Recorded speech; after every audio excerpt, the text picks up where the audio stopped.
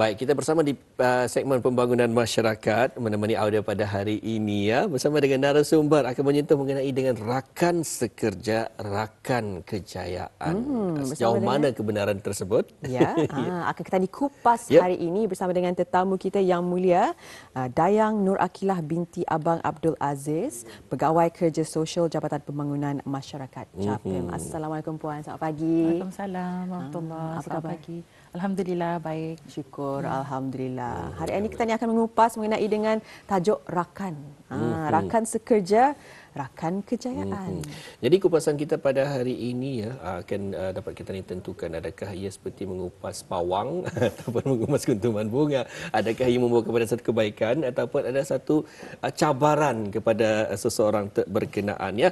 Baik, untuk itu kita serahkan bersama dengan Puan Dayang Nur Akilah untuk mengongsikan tajuk kita pada hari ini. Okay, bismillahirrahmanirrahim. Assalamualaikum warahmatullahi wabarakatuh dan selamat pagi pada tuan, puan dan penonton yang menyaksikan segmen pembangunan masyarakat pada pagi ini lah. Pertama sekali saya ingin mengucapkan terima kasih juga kerana memberi peluang untuk saya berkongsi pendapat pada pagi ini. Jadi tajuk rakan sekerja, rakan kejayaan, ia membawa maksud kepada kejayaan seseorang di tempat kerja. Which means ia bukanlah satu pencapaian individu itu semata-mata, tetapi ia juga dipengaruhi oleh hubungan baik antara rakan sekerja di sesuatu tempat pekerjaan itu, dan juga rakan sekerja ini memainkan peranan yang sangat penting lah dalam setting tersebut. Jadi dalam apa yang ingin saya sampaikan pada pagi ini, saya akan menyentuh betapa pentingnya hubungan yang positif, saling menyokong dan bekerja sebagai satu pasukan teamwork untuk mencapai kejayaan bersama. Dorang ini bukan sahaja membantu petani dalam meningkatkan petani punya productivity, tetapi juga memberi sokongan emosi yang diperlukan dalam menghadapi cabaran-cabaran dan tekanan kerja. Jadi sebagai contoh, saya bekerja di Jabatan Pembangunan Masyarakat as we know. Di sana kami menerima pelbagai kes lah. Jadi indah semestinya kes-kes itu dapat diselesaikan that day. So it has like its own challenges and all that. So dari sana jua we seek help from our colleagues rakan sekerja itu to help us in handling the problems yang kami receive lah. Jadi ketani bekerja itu, ketani harus ingat bukan saja ketani berseorangan, tetapi ketani ada satu kumpulan, satu tim. Ketani ada rakan-rakan ketani untuk ketani dapat melakukan sesuatu pekerjaan tersebut. Dan tadi ada Puan menyentuh mengenai dengan kepentingan sedikit mengenai dengan peranan rakan sekerja ini. Tapi tadi Muammar katanya seperti mengupas bawang, ketani cuba mendalam lagi. Apakah apakah peranan rakan sekerja dalam mencapai kejayaan di tempat kerja ini? Silakan Puan. Okey, macam yang saya katakan tadilah, rakan sekerja ini memainkan peranan yang sangat besar dan sangat penting untuk mencapai kejayaan di dalam tempat kerja tersebut. Because as I mentioned earlier, dorang bukan sahaja membantu dalam melaksanakan tugas, tapi juga menyumbang kepada pembangunan peribadi seseorang dan juga pembangunan profesional seseorang. Macam yang saya katakan juga tadi, kejayaan di tempat kerja itu bukan sahaja bergantung kepada kebolehan seseorang individu itu, tetapi juga kepada kerjasama dan sokongan yang diterima daripada rakan sekerja. Jadi untuk lebih memahami peranan rakan sekerja ini, saya akan huraikan beberapa aspek utamalah. This one, saya akan menjelaskan juga kenapa ia penting. Mostly yang the peranan ini is yang saya dapat relatekan dengan rakan sekerja di tempat saya bekerja masa inilah. Okey, jadi yang pertama is pembahagian kepakaran dan pengetahuan. Jadi di tempat kerja itu setiap individu mempunyai kepakaran dan pengetahuan mereka sendiri. Okay, jadi different individual, different people, different kemahiran, different skills. Okay, ada yang berpengalaman dalam bidang IT contohnya, yang boleh jadi ada yang boleh jadi tempat ketani mencari jawapan kalau ketani macam Indah tahu mana akan dituju dan we look for that one person yang ketani tahu yang mungkin ada that sumber of answers, so ketani mengagar ke dia untuk mencari that jawapan. Also ada yang pandai dalam bidang like creativity dan macam-macam lagi lah. Jadi dari sini Ketani boleh berkongsi pengetahuan dan kemahiran tersebut dengan base dorang yang lain ini. Selain itu, ia akan membantu dalam meningkatkan kualiti kerja secara keseluruhannya. Sebagai contoh, paling simple kalau Ketani menyambut raya di office, for example, we tend to like having this decorations and all that kan, just to like make the festive more merrier lah. Jadi Indah semua orang ada kepakaran dalam like the creativity, dekorasi, decoration itu Indah semua lah. So macam in my office ada few people yang pandai dalam like on the decorations and all that. So we ask them untuk keluarkan apa saja yang dorang the ideas yang dorang ada, and then yang lain dia semestinya just duduk and lihat saja and mendengar kan. So yang lain yang mana-mana ada kepakaran untuk menggantung ke tu, untuk melakat ke tu and everything, they will use their own skills atu untuk membuat atu. So dari sana we can see that the teamwork atu is important lah. Okay. And then the second one is sokongan emosi dan motivasi. Jadi di tempat kerja ni ini semestinya semua yang menenangkan fikiran macam yang saya katakan tadi, because cases masuk arah kami, ini semestinya yang dapat di-solve like within that day. Jadi ada masa Ketani menghadapi masa yang penuh tekanan, yang penuh tension. So for example, the deadline is ujung mingguan ni, itu what usually happen lah. And then we solve a big problem yang Ketani Indah dapat solve secara sendiri. Jadi di sini Tani penting untuk Ketani mencari rakan sekerja Ketani ani untuk mendapatkan sokongan emosi. Pasal dorang ini boleh menjadi pembakar semangat Ketani yang Ketani biasakan, because they are yang the ones yang we work close with. Okay, jadi dorang ini juga memberi dorongan masa seseorang, memberi dorongan masa seseorang itu merasa tertekan ataupun hilang fokus. I'll give you example. So we have a debrief session usually after work lah. So during the debrief session ini, we'll be spending time with each other untuk luahkan apa saja yang kami mahu mengenai kerja kami on that day. Because after a long day at work, so with this session, it will help us to like open our eyes and to see that we are not alone. Rather, we have each other punya support and the company lah. So we will never walk alone. Macam itulah. Yeah. Baik, Puan, memang Indah dinafikan ada juga yang akan mengatakannya mengenai dengan produktiviti dalam pekerjaan ini. Periukku aku makan, periukmu kau makannya. Memang kerajaku dengan sana sejanya. Jadi mungkin dapat dikongsikan mengapa sebenarnya jangan buat macam itu, tapi perlunya ada hubungan yang baik antara rakan sekerja agar produktiviti dapat ditingkatkan. Okay, so hubungan yang baik ini is one factor yang again important in meningkatkan productivity di tempat kerja tu, because ada beberapa sebab lah mengapa hubungan baik ini yang boleh memberikan positive impact ataupun impact positif terhadap prestasi dan produktiviti di tempat kerja. So yang pertama is meningkatkan komunikasi yang efektif. So hubungan yang baik within rakan sekerja ini will lead to komunikasi yang lebih terbuka and open communication. So we tend to like saling mempercayai and menghormati each other. Dan juga Ketani akan lebih mudah untuk like berkongsi makluman, memberikan maklum balas, a very good response to each other, and also saling bertukar idea. So we do that openly instead of like being judgy, being defensive to each other, like being like okay, I want to win this, I want to be the highlight of this project, for example. So so hubungan yang baik itu macam nada competitive di sana. So everyone work together with each other. So for example, macam kalau dalam menyelesaikan satu project or satu tugas kan,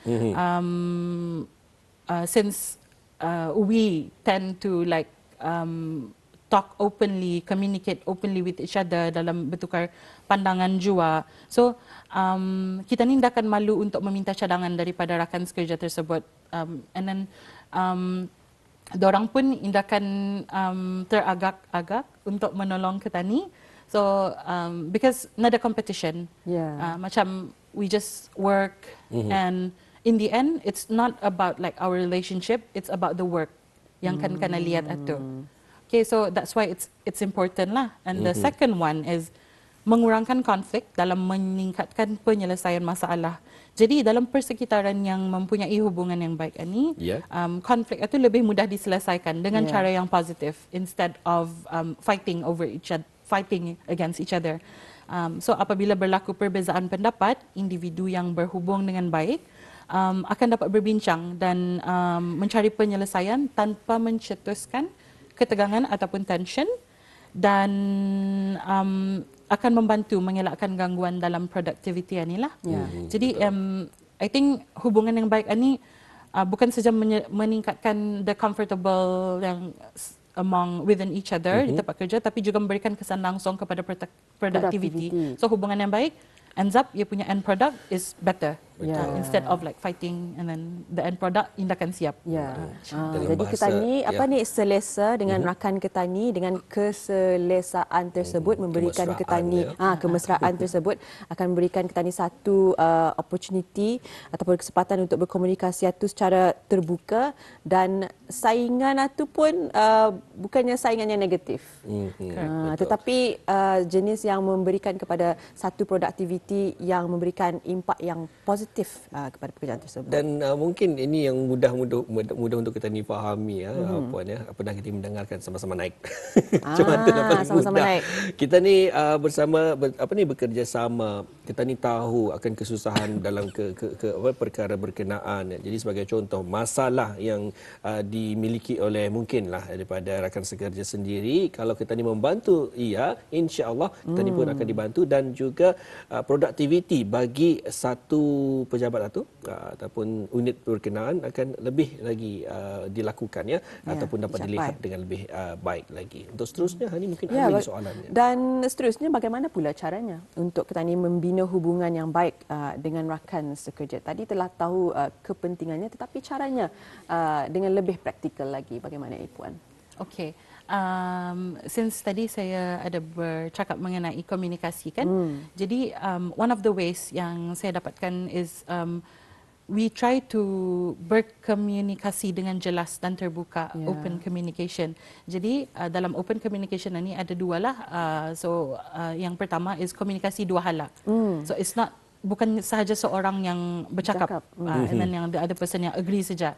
Okay, it's a two-way thing. So if kita yang seorang bercakap and then yang seorang lagi, we have to listen to what they are gonna say. Okay, apa saja pendapat dorang, apa saja idea dorang, kita mesti join mendengar itulah. Also yang kedua is listening skills. So we have to mendengar dengan teliti. We have to listen to what they're gonna say ataupun what they are trying to say. Sebab indah semestinya kita ni saja idea saja yang boleh diguna pakai selepas satu for a case, for an event, for example. In the end, it's all the ideas yang being consolidated yang akan dipakai in the end lah for the end product yang baik. So yang the second one is menunjukkan rasa hormat dan penghargaan. Okay, so whatever ideas, apa saja idea yang idea ataupun pendapat ataupun respon yang dibagi arah kita ni, we have to acknowledge and give them some sort of what do we call that, an appreciation lah, macam itu. We don't just like okay dengar ambil okay thank you, but you know we show them that we truly are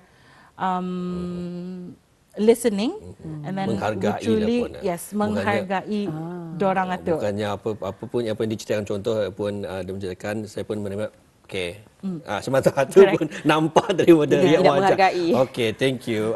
Nampak dari riak wajah indah ikhlas dalam menerima pendapat daripada rakan sekerja. Jadi mungkin itu adalah antara cara untuk kita ni membina hubungan yang baik, dan mungkin ada lagi tambahan daripada cara berkenaan Puan. Mostly from what I've learned and from orang yang saya pernah alami just sebelum ini, the two is very important. So communication and also listening and also appreciating them. Macam tu. So we don't in the end we don't like rasa yang apa we just acknowledge macam tu saja. So we have to give something juga in the end. Indah tak indah lah kalau Yes. dilihat ya. Bagaimana pula jika berlakunya rakan sekerja ini tidak bekerja sama? Apa kesan buruk khususnya di tempat kerja berkenaan? Okay.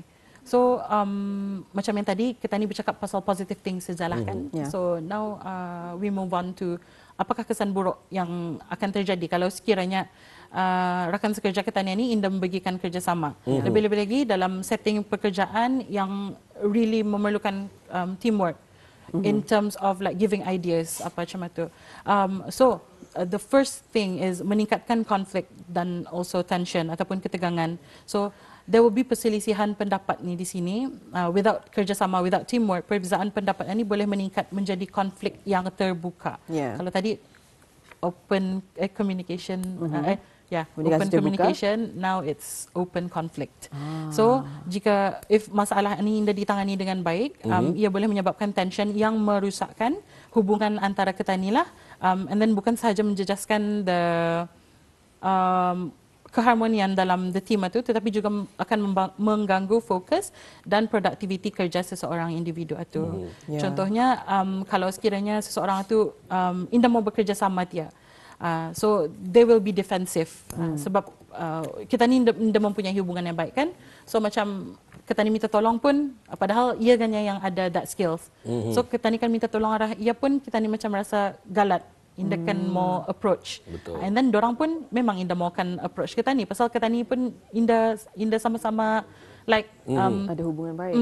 true. Yeah. So and then the second one is probably kesukaran dalam penyelesaian masalah. Yeah. So once you're stuck there, so you're stuck there forever. Sampai kita dapat cari jawapan itu sendirinya. Because no one is there to help you. Pasal you ada hubungan yang baik dengan rakan sekerja you. Yeah. So itulah some of the kesan buruk yang kalau sekiranya kita ni tidak mempunyai hubungan yang baik dengan rakan sekerja, and then if kita ni langsung ada kerjasama within each other. Baik, Puan ingin Jom menyentuh. Memang ini perkataan yang sering kali kita ni dengarkan ya di dalam alam pekerjaan, iaitu toksik. Adakah ramai di antara mereka yang hadir untuk menerima sesi kaunseling ini, adakah mereka ini sentiasa dikelilingi oleh rakan-rakan ataupun tempat kerja yang toksik, ataupun sebaliknya ia yang toksik sebenarnya. Jadi semua orang indah meminati. Yang bermasalah sebenarnya adalah dirinya sendiri. Adakah pernah terjadi kes demikian? Okay. There are some of cases yang ada problem with toxicity ini, tapi bukan di kalangan kerja lah, it's di kalangan family. But we can actually relate to that as well. So going back lah to like kesan buruk itu, it's just the same. So kalau macam di tempat kerja, the end product will not be as good as kalau ada yang mempunyai hubungan yang baik. Kalau sekiranya kita the hubungan nanti in the toxic, so it's the same with family juga. So kalau hubungan dengan family member satu pun in the toxic, then sama juga the end product of what we're actually looking for is, kalau dalam family we're looking for like kebersamaan. Macam itulah relationship itu. So for me it's different. For me it's the same. So family and rakan sekerja, kalau sekiranya ada jua ataupun toxic jua, the hubungan itu it will end bad. Yeah. Jadi ini bermakna kebanyakan daripada kes berkenaan ini adalah disebabkan oleh sekeliling mereka lah, Puan ya. Mereka mengalami kesempitan disebabkan oleh di sekeliling mereka ini yang membuatkan sukar untuk ia diterima oleh orang lain. Jadi itulah antara ya dalam kehidupan seharian kita ni, tidak kiralah di tempat kerja maupun di dalam keluarga kita ni, memang tidak dinafikan ada sahaja permasalahan, tapi mungkin sebaiknya jika sekiranya tidak dapat kita ni menangani sendiri, boleh saja berjumpa ya dengan mereka yang lebih pakar untuk membantu kita ni, untuk membuka mata kita ni dan juga membimbing kita ni agar kita ni dapat menyimbangkan kehidupan kita ni. Ya, pastinya. Dan berbalik kepada topik kita ni, rakan sekerja, rakan kejayaan. Telah pun kita ni ketahui sebentar tadi peranan seorang rakan ini dan apa yang seharusnya kita ni lakukan untuk menjaga hubungan baik itu, kepentingannya dan juga keburukannya apabila hubungan baik itu tidak dapat dicapai. Namun puan, rakan kejayaan. Selalunya hujung-hujung tahun ini adalah masa kita ni untuk meraihkan kejayaan. Dan memberikan penghargaan kepada penjawat awam dan sebagainya di dalam sebahagian unit dan sebagainya. Jadi mengapa penting untuk Ketania itu meraihkan kejayaan bersama dengan rakan sekerja Ketania itu? Silakan puan. Okey. Jadi meraihkan kejayaan bersama dengan rakan sekerja ini is one of the important things juga untuk membina budaya kerja yang positif dan produktif and in the toxic. Jadi aktiviti merayakan kejayaan ini indah saja untuk menaikkan semangat ketani, menaikkan semangat seseorang itu, tapi juga membawa banyak manfaat kepada individu ataupun team and the keseluruhan of the organisation. So there are few things kenapa ia important. Yang pertama is menghargai usaha dan sumbangan semua pihak itu. Jadi macam yang puan katakan tadi, this is the end of the year kan, usually ada pengiktirafan, penghargaan day for the staff yang working.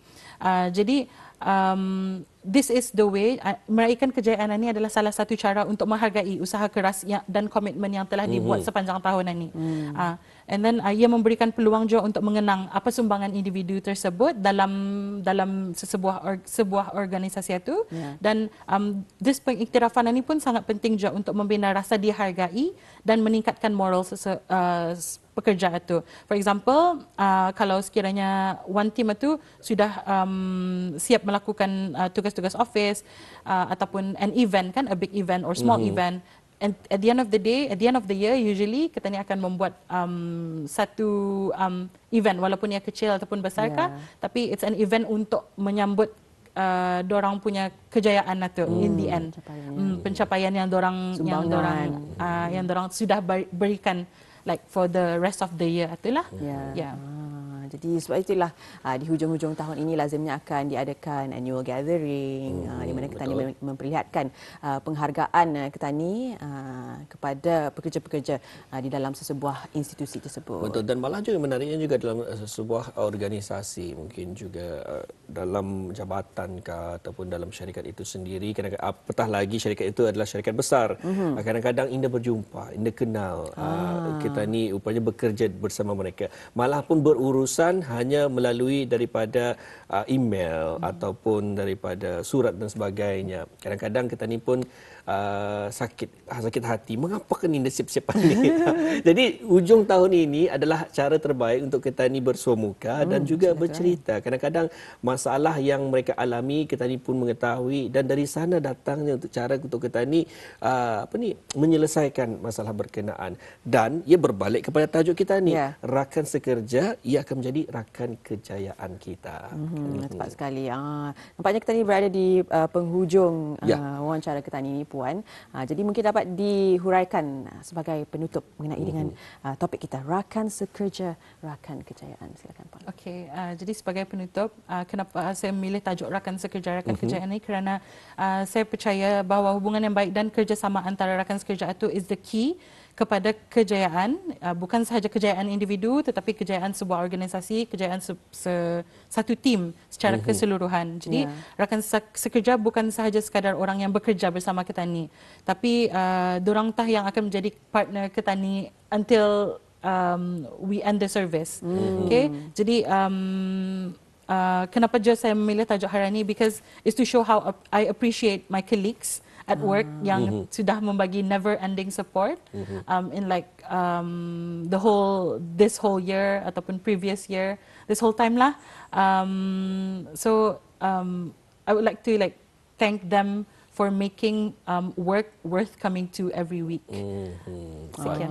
Itulah ya. Memang kadang-kadang seperti datang ke sekolah juga dan selepas itu bila dewasa datang ke tempat bekerja. Kalau rasanya tempat berkenaan indah seronok untuk kita ni duduk ataupun Buat tugasan. buat tugasan di sana dalam beberapa jam dari pukul berapa ke pukul berapa. Ya. Memang kita ni akan suka, kita ni akan minat. Tapi tepat, rakan memainkan peranan kepada motivasi kita ni juga. Kadang-kadang kita ni merasakan, yelah memang kita ni kadang-kadang suka, memang ada yang minat dengan pekerjaan tersebut. Tapi ada beberapa hari kadang-kadang, yelah motivasi itu berkurangan. Tetapi Betul. rakan boleh memberikan motivasi dan perkara yang positif kepada kita ni untuk kita ni meneruskan tanggungjawab dan pekerjaan kita ni.